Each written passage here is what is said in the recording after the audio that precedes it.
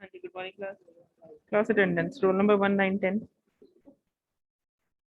Ma'am 1 ma'am roll number 10 12 14 16 ma'am 16 मैं 14 12 22 29 33 22 present ma'am 22 33 present 33 ma'am 37 41 42 मैं 41 42 ma'am 37 41 53 54 56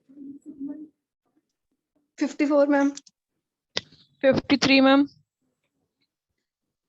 58 59 60 58 present 60 ma'am 61 63 65 and 63 present I'm 61 present. 165 67 68 69 मैं 67 present 73 74 75 Yes, ma'am. 73 present. I'm 74 present 76 77 79 ma'am 576 present ठीक है 7 और 9 then 15 05 68 ma'am 6 present Ma'am 8 present. 10 12 15 Ma'am 15. 16 18 19 ma'am 18 present 20 21 25 ma'am 21 ठीक है फिर 29 30 31 29 present ma'am present ma'am कौन 29 तो हो गया और कौन है 30 है 30 15 10 ma'am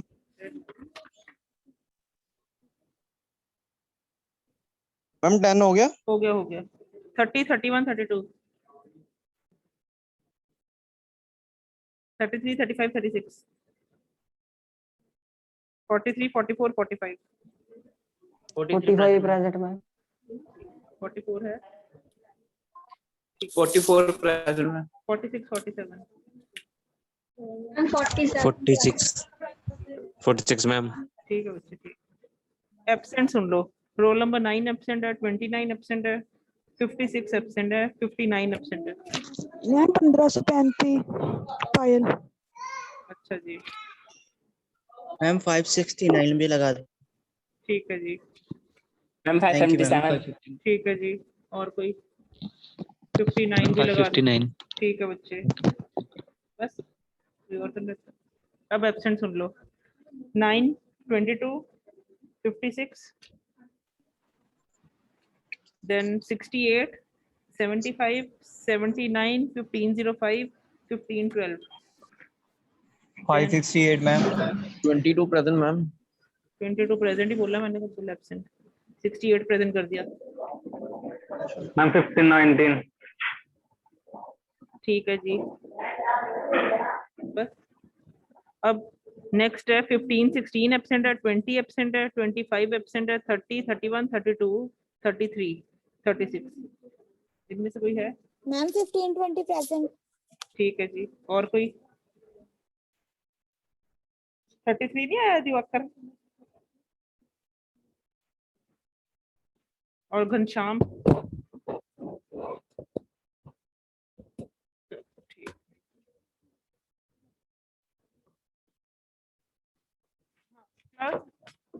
first of all let me discuss with you before starting with today's topic आप लोगों को मैंने मैसेज किया था व्हाट्सएप पे एससी स्टूडेंट्स के रिगार्डिंग आई होप सबने पढ़ लिया उसको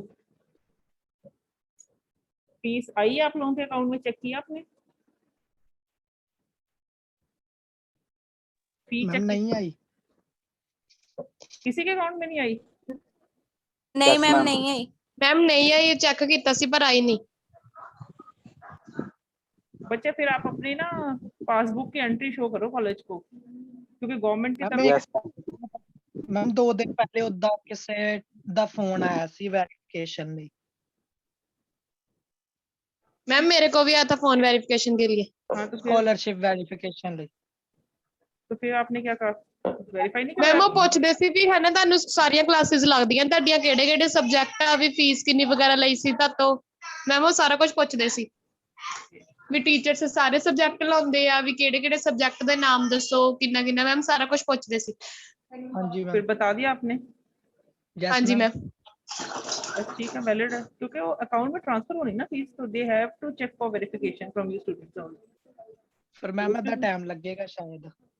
पर हमें गवर्नमेंट की तरफ से जो नोटिफिकेशन है वो यही थी कि आपके अकाउंट्स में ट्रांसफर कर दिए गए फंड्स। ठीक है, एक बार फिर भी नहीं चेक आया था करना, मैम। हाँ जी आजकल में चेक करना, मंडे तक हमें रिस्पॉन्ड बैक करो, मैम क्योंकि मेरे फोन च टेक्स्ट आ जांदा। दैट आई बैंक वालों। एग्री, बट ये लोग यही कह रहे हैं ना, लास्ट टाइम भी तो यही हुआ था, जब इन्होंने कहा था तो सबके अकाउंट्स में गई थी, ट्रांसफर हुई थी उस वक्त एंट्री। एक बार चेक करो, नहीं तो मंडे तक हमें रिस्पॉन्ड करना है इस चीज के लिए। बाकी जितनी इन्फॉर्मेशन आप लोगों ने मुझे दी है मैं आगे कन्वे कर दूंगी, विल वेट टिल मंडे। ठीक है, यस मैम। तो बच्चे आज हम जो टॉपिक स्टार्ट करने जा रहे हैं that is the shortest path, single source shortest path. ठीक है, कल तक प्रिम्स और क्रूसिकल मैंने वाइंड अप कर दिया था। Now this topic is similar to those only, इसका काम भी वही है, but the only difference lies की there a single source is given to you people. ठीक है, single source shortest path. The problem is कि अगर हम उसकी बात करें मिनिमम स्पैनिंग ट्री की या क्रूसिकल और प्रिम्स की बात करें, that will count to the minimum cost of the spanning tree. The overall weightage of the tree should be minimum.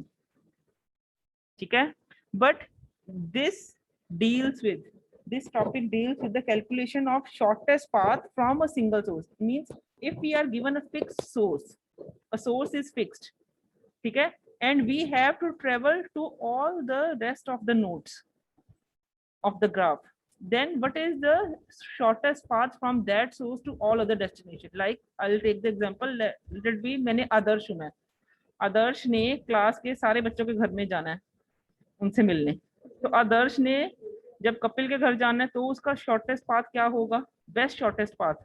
आदर्श ने जब जगदीप के घर जाना है तब शॉर्टेस्ट पाथ क्या होगा, ऐसे किसी और के घर जाना है तब शॉर्टेस्ट पाथ क्या।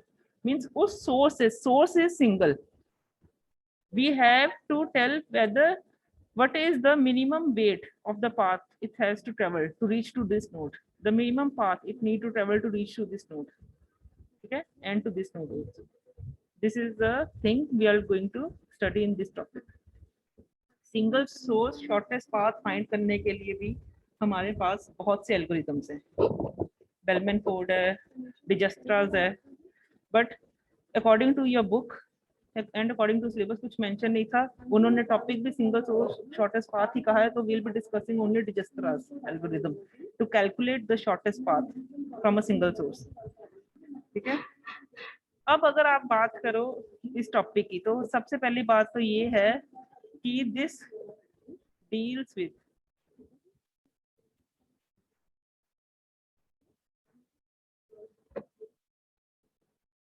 this topic deals with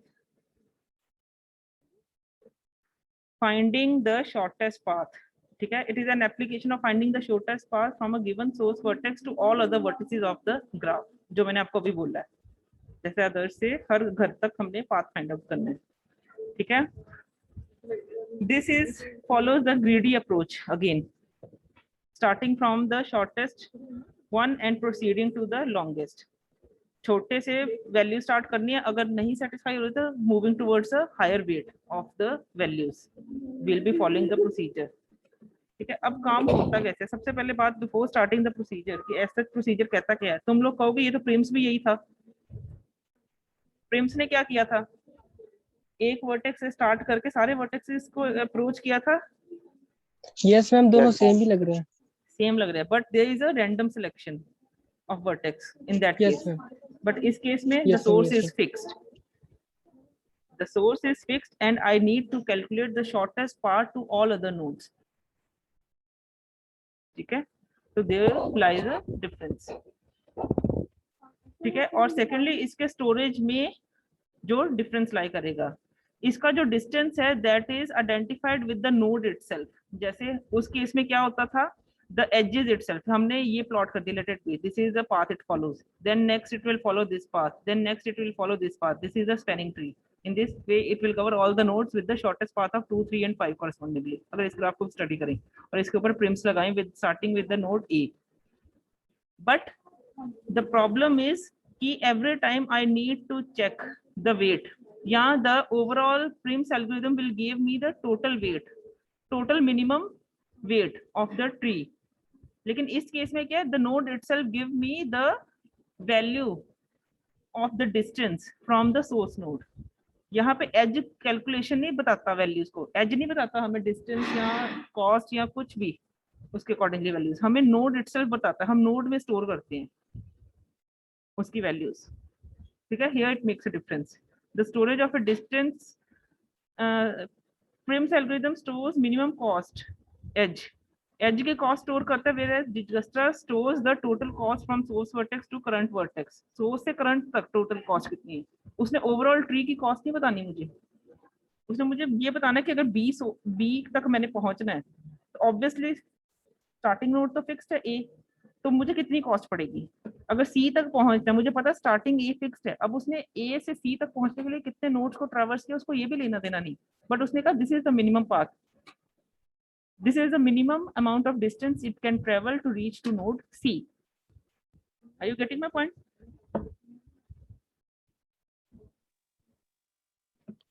बात समझ लगी? Yes. जैसे Yes, ma'am. Yes, let it be this is one node, second node, third node, fourth, fifth, ये सारा एक प्रॉपर्ली ग्राफ है। इसने हर नोड का मिनिमम डिस्टेंस कैलकुलेट करना है। This is a fix source. ठीक है, अब इस नोड पे पहुंचने के लिए उसको मिनिमम डिस्टेंस ये वाला पड़ा कि उसको मिनिमम डिस्टेंस ये वाला पड़ा, उसको कोई मैटर नहीं, उसने यहाँ पर इस नोड की हेल्प से मुझे बताना कि कम से कम डिस्टेंस उसको कौन सा पड़ा। The value of this node will give me the minimum cost और the minimum distance to travel to this node, क्योंकि distance is directly related to cost. increase in distance between two nodes will lead to increase in cost, तो हम cost और distance को vice versa use कर सकते हैं यहाँ पे। ठीक है, next is now how to calculate the distance or the shortest path from single source to all other sources. इस केस में हमने क्या करना है, we'll make two tables. One is a permanent and one is a temporary table.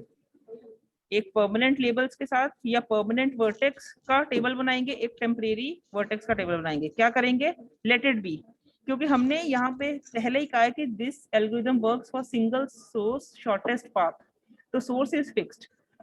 If source is fixed, let A is a fixed vertex, so I'll be writing A over here and all the other nodes, that is B, and then it would be C, then it would be D. I'll be writing in the temporary vertex collection. Permanent में A हो गया और temporary में क्या हो गए, B, C, D, जितने rest of the nodes है, क्योंकि मुझे सबका distance calculate करना है। A से B का minimum कितना है, A से C का minimum कितना है, A से D का minimum कितना है। Got it? यहाँ तक clear है? मैम ए से कैलकुलेट करना मैम हमेशा सारे करने हैं। सिंगल सोर्स मतलब सोर्स इज फिक्स्ड, अगर ए सोर्स दिया है तो आपको ए से रेस्ट सारे को अप्रोच करना है। Okay ma'am. ठीक है, यस मैम। अब हमने इनिशियली क्या करना है, अगर मैं कहूँ ए ने ए पर ही पहुंचना है तो कितना डिस्टेंस लगेगा उसको, आदर्श ने अपने घर में ही रहना है, 0, तो obviously the value of this node would be 0, that I have marked with the square value and with the weight of 0, क्योंकि वो इंडिकेशन दे रहा है इसका डिस्टेंस कोई भी ट्रेवल नहीं होगा, तो इट्स ओके। तो ये हम उसको स्किप कर देते हैं। A का distance to A is 0, I have marked in the graph with 0 label. Now to B, C and D I am unaware कितना मिनिमम डिस्टेंस होगा, तो I will be taking the maximum possible value. मैं उसको assumption में लेके चलती हूँ that all the distance from A to all other nodes will be infinite initially. They are all having a infinite distance between them, but my need is to replace this infinity with the minimum distance between the two nodes. अब मैं जो B के नीचे value prompt होगी that should be minimum. Last में जो B के एक C के नीचे प्रॉम्प्ट होगी that is the minimum. जो D के नीचे प्रॉम्प्ट होगी that should be the minimum. अब वो कैसे करते हैं हम? We'll start with A vertex. ठीक है? Now A can approach to A can have direct access to B and A can approach directly to C. अगर B को approach करता है then the distance would be 2. और अगर C को approach करता है then the distance would be 3. I'll be updating the table with the values 2 and 3. D को उसका approach directly है ही नहीं, I'll be making it as infinite only. ठीक है? A D तक डायरेक्टली अप्रोच कर ही नहीं सकता है according to this graph. There is no direct path between A and D. ठीक है? अब क्योंकि A B को भी अप्रोच कर सकता था, C को भी अप्रोच कर सकता था, बट क्योंकि उसको मिनिमम वेट को कंसीडर करना है तो he will be taking B first and will consider B as a permanent label. उसको परमानेंट लेबल पे मूव करेगा कि B के साथ ही उसका मिनिमम डिस्टेंस है, इससे मिनिमम उसको नहीं मिल सकता, तो take B as permanent. Now the available set of nodes are A and B with me. क्योंकि B अब परमानेंट में चला गया, इसका भी जो डिस्टेंस है यहाँ पे ये इनफाइनाइट हटा के स्क्वायर ब्रैकेट में लिख दो, इट्स 2. नाउ ओपन नोड्स, जैसे वो फ्रिंज ओपन और क्लोज वर्टिसेस कल किए थे ना प्रिम्स में, वही इसका कंसेप्ट है. ये क्लोज है, ये ओपन वर्टिसेस चल रहे हैं, ये ओपन वाले चल रहे हैं जो इसको टेम्परेरी बोल रहे हैं यहाँ पे, और ये क्लोज्ड वंस हैं जो कि कंसिडर हो चुके हैं, बंद हो चुके हैं, इनके ऊपर और काम नहीं होगा. अब ए बी मेरे पास है, ए से मैं सी को अप्रोच कर सकती हूँ विद द वैल्यू 3, फाइन. जो बी है वो डी को अप्रोच कर सकता है विद द वैल्यू 5, तो I will B overwriting this value with 5. ठीक है? अब सी तक पहुंचने के लिए 3 डिस्टेंस लग रहा है और 5 तक डी तक पहुंचने के लिए 5 डिस्टेंस, मिनिमम क्या है 3, तो I will B taking this one also, so this will be made as permanent vertex और permanent label. A के बाद B ऑलरेडी आ चुका था, B के बाद क्या आया है C, तो ये डिस्टेंस भी प्लॉट हो गया. और C के वर्टेक्स कलेक्शन में क्या लिख दिया मैंने, द वेट 3, क्योंकि this is a minimum weight from A node to C node. Now the fact lies with D. ठीक है? अब जो ओपन क्लोज नोड्स हैं वो क्या, ए बी सी. ए डी तक पहुंच सकता है? नहीं. बी पहुंच सकता है? हाँ, विद द वेट 5 जो कि मैंने ऑलरेडी लिखा हुआ है. सी पहुंच सकता है डी तक? Yes, with the weight 6. पर वो मैं इसको ओवरराइट नहीं करूंगी. लेट इट बी, यहाँ पे इसका 6 वेट ना होके 4 होता. लेट इट बी, ये 6 वेट ना होके 4 होता. तो सी अब पहले मैंने अपडेट किया था with the value 5 to approach to D node. ठीक है? लेकिन अब C जब अप्रोच कर रहा है D पे तो वो 4 वेट है, तो I will B considering 4 value. I will B overwriting 5 with 4 कि this is the minimum. Out of 5 and 4 this would be the minimum. Hello ma'am. बोलो मैम 4 की जगह 5 होता तो फिर मैम. बच्चे अभी पहले इसको सुनो एक बार, मैं अभी इसमें चेंजेस करूंगी. मैं सिर्फ वर्टेक्स पे नहीं पहुंचना, मैं तुम्हें सिर्फ मिनिमम डिस्टेंस बता रही हूँ. ओवरराइटिंग चल रही है, टोटल कैलकुलेशन सोर्स से होनी है इसकी. मैं सिर्फ आपको आइडिया दे रही हूँ, प्रिम्स के साथ कोरिलेट कर रही हूँ इसको. Okay ma'am. मैं ना उसका कोरिलेशन रखती हूँ ताकि तुम्हें पता चले उसके साथ सिमिलर चला, लेकिन the difference is also there. ऐसा नहीं है कि कोई डिफरेंस ही नहीं होता. ये परमानेंट लेबल्स हैं, ये टेम्परेरी लेबल्स हैं. फिर से देखो, जो परमानेंट है दैट इज A, क्योंकि सिंगल सोर्स है, सोर्स तो मुझे दिया होगा. A is permanent. रेस्ट जितने भी नोड्स हैं B C D they are all considered as temporary. बच्चे प्रिम्स में हम सिर्फ वेट के ऊपर फोकस करते थे, यहाँ पे डिफरेंस तो है डिजस्ट्रास में. ठीक है? अब वो डिफरेंस क्या है, सबसे पहले A किसको अप्रोच कर सकता है, A परमानेंट लेवल में A can approach to B and C. तो B C का जो इनफाइनाइट मैंने ऑलरेडी एज्यूम किया डिस्टेंस, मैंने उसको अपडेट कर दिया विद द वैल्यू 2 and 3.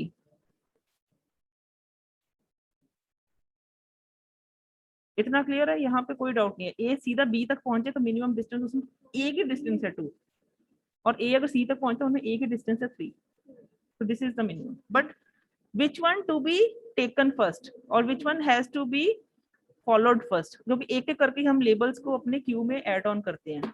तो out of 2 and 3 minimum is 2, तो I will be considering B first. A will approach to B and B will be considered in the permanent labels. A to B में path एक बन गया fix, ये fix हो गया। अब इसका चेंज नहीं होगा। जैसे प्रीम्स में भी कहते थे ना, हम अंडू नहीं कर सकते, वैसे अगर एक बार कोई चीज परमानेंट होगी वो अंडू नहीं हो सकती। अब इसका इनफाइनाइट का अपडेट क्या किया मैंने? 2। ठीक है, नेक्स्ट था, अब मेरे पास ओपन क्या हो, वर्टेक्स ए बी दोनों अवेलेबल है, जिससे मैं ए की हेल्प से सी को अप्रोच कर सकती हूँ और बी की हेल्प से डी को अप्रोच कर सकती हूँ। ए और बी में से मैं ए की हेल्प से ही सिर्फ सी को अप्रोच कर सकती हूँ, बी की हेल्प से सी अप्रोचेबल नहीं है। सेम इज द केस, ए की हेल्प से डी अप्रोचेबल नहीं है, तो दोनों 1-to-1 कनेक्शन है। अगर मैंने ए टू बी पहुंचना है, ए टू बी, बी तो फिक्स हो चुका है, ये 2 will be kept like this, या इसको आप इरेज करना बाद में इरेज भी कर दो, छोड़ दो इसको, लीव आउट कर दो क्योंकि परमानेंट पार्ट बन गया। अब रह गए 3 और इनफाइनाइट वैल्यूज। जब ए सी पे पहुंचा, what is the weight from A to C? That is 3 itself, तो 3 का 3 ही रहा। And when B travels from B to D, what is the distance? That is 5 here. Out of these two, अभी infinite भी 5 से replace हो गया। Out of these two, which one is minimum? 3 ma'am. 3। ये तो प्रिम्स कहता था कि यहाँ पे ये चॉइस आती है, लेकिन दिजस्त्रा क्या कहती है?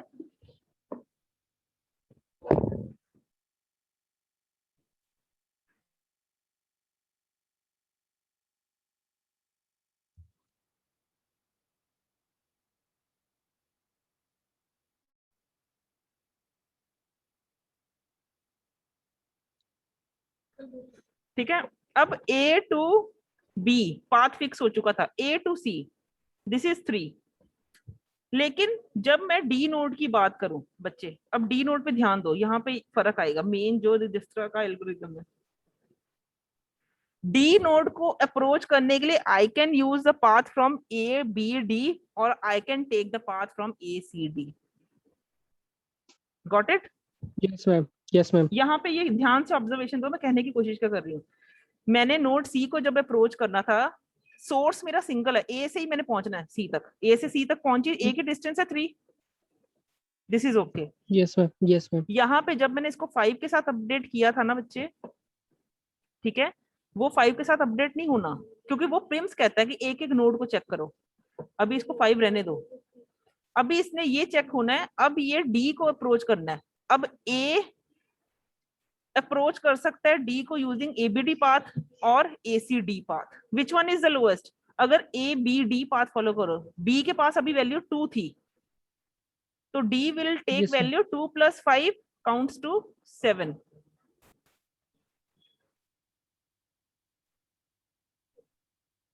ठीक है, तो डी नोड के लिए यहाँ पे 5 अपडेट नहीं होगा, it will be updated 7। Getting? सीधा 5 नहीं लिखना आपने, ओके मैम। क्योंकि सोर्स सिंगल है। अभी अप्रोच ये ए बी डी से कर पा रहा है, क्योंकि अभी सी जो है परमानेंट नहीं बना, अभी सी लेफ्ट आउट है। अभी सी पे ध्यान नहीं देना, ए सी डी भी एक पाथ है। डी को अप्रोच करने के लिए it can either follow from A B D path और it can either follow from A C D path, but right now the closed vertex is B and A, and D को approach करने के लिए उसको B को ही use करना पड़ेगा, ए को। गेटिंग? तो B का नोड वैल्यू ऑलरेडी 2 मैंने चेंज की थी, तो right now D will be updated with 7। तो 7 मैंने अपडेट कर दी। Now out of this 3 and 7 which one is lowest? 3। तो the C node will become a part of permanent label. ये बन गया A B C, और 2 और 3 ऑलरेडी फिक्स हो चुके हैं, ये परमानेंट पाथ्स हैं कि A ने अगर B पे पहुंचना है, it will use a value of 2 distance, and अगर A ने C तक पहुंचना, it will make a minimum value of 3 distance. It will cover a minimum distance of 3 values.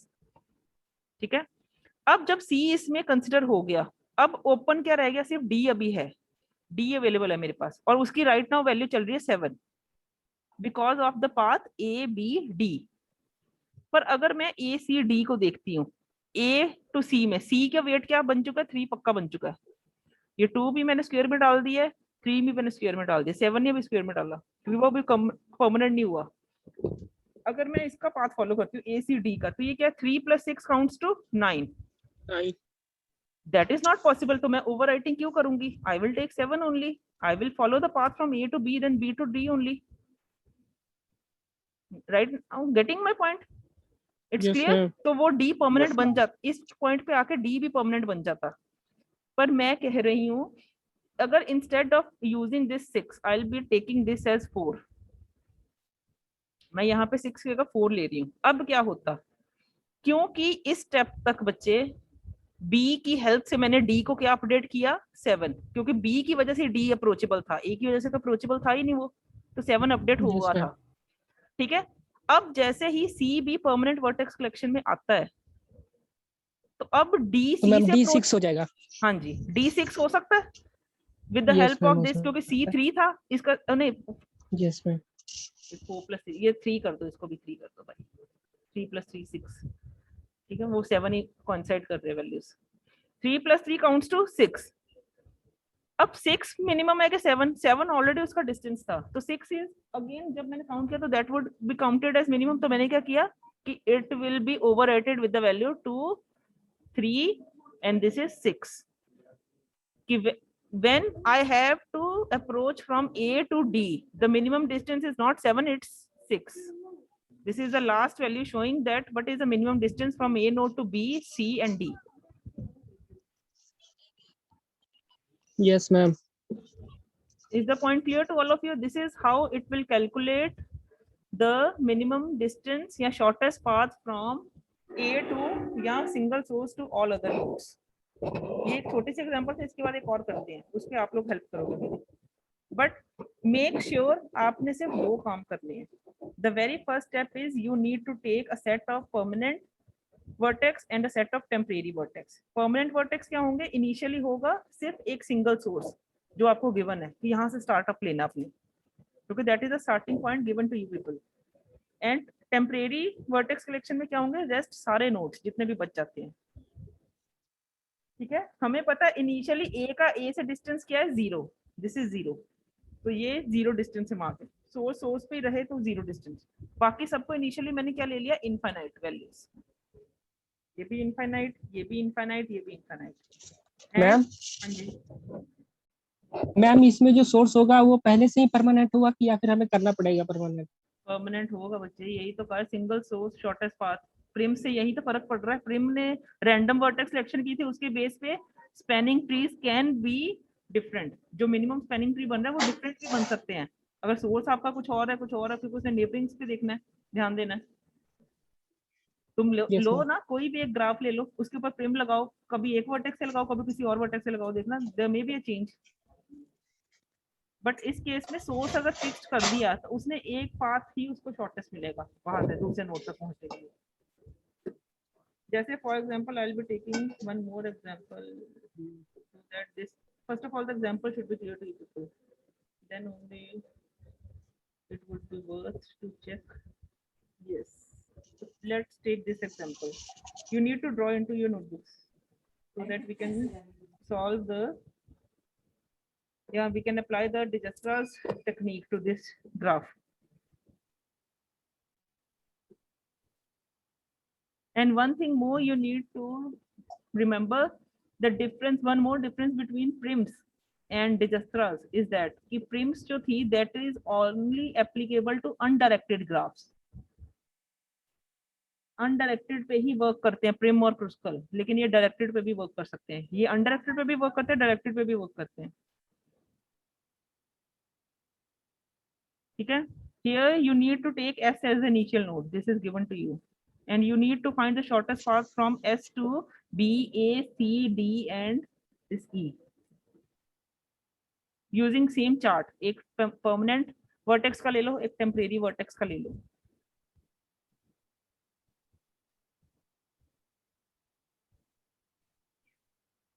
कर लिया, बना लिया सबने?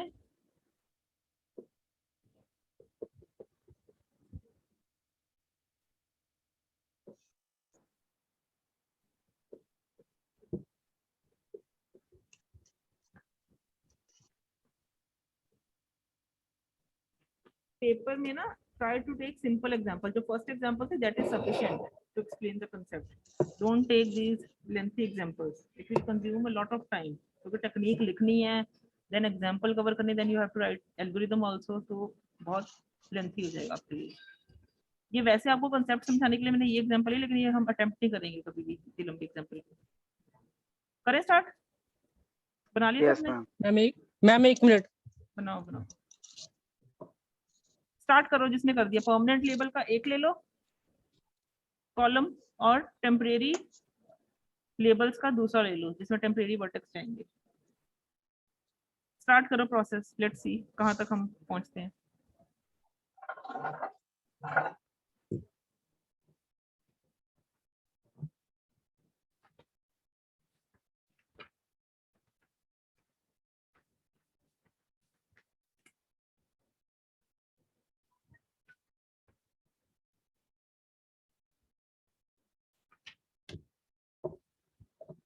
करें भी start? Yes ma'am, yes ma'am. चलो, this is permanent and this is temporary. Permanent में क्या आया? S right now. और टेम्परेरी क्या है? A B C D E and all are at infinite distance from A initially. Now I have to start the process.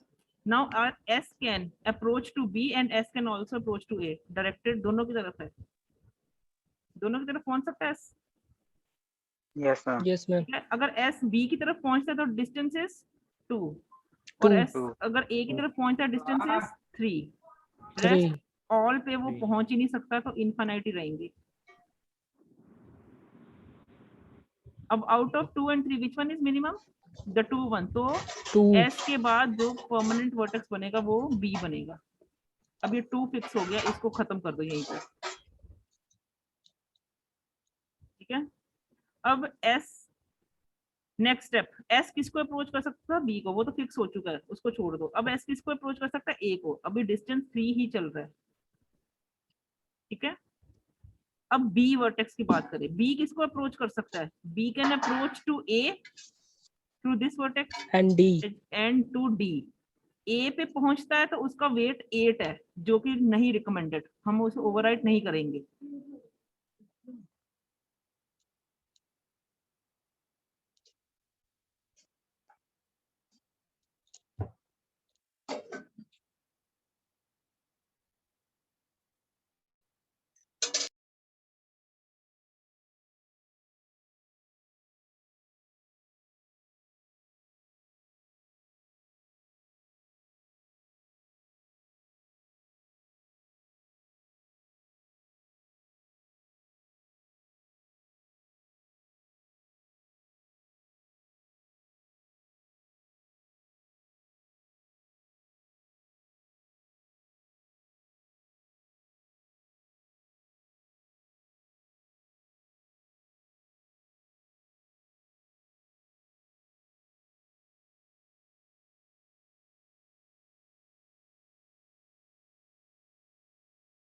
ठीक है, अब अगर मैं B से A को अप्रोच करूं, B का वेट क्या था? 3 फिक्स हो चुका है यहाँ पे, ये देखो, क्योंकि B is wait permanent.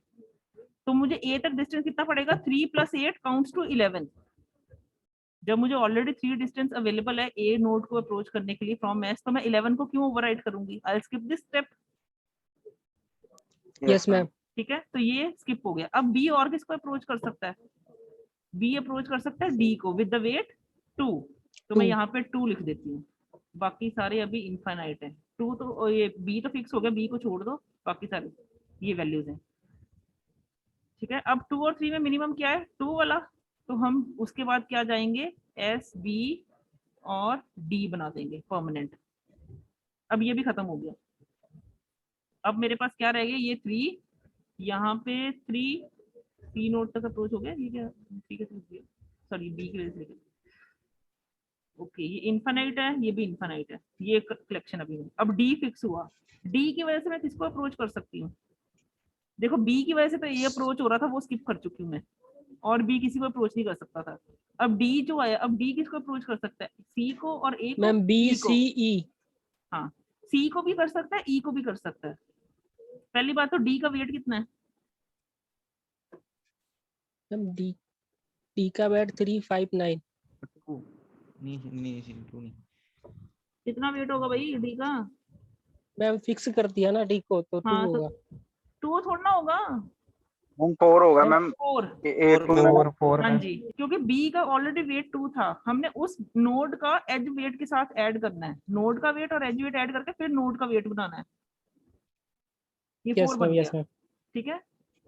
D का वेट अब 4 है। अब हमने कहा डी टू सी अप्रोच कर सकते हैं, डी टू ई अप्रोच कर सकते हैं। अगर डी टू सी अप्रोच करो कितना वेट बन रहा है? 9।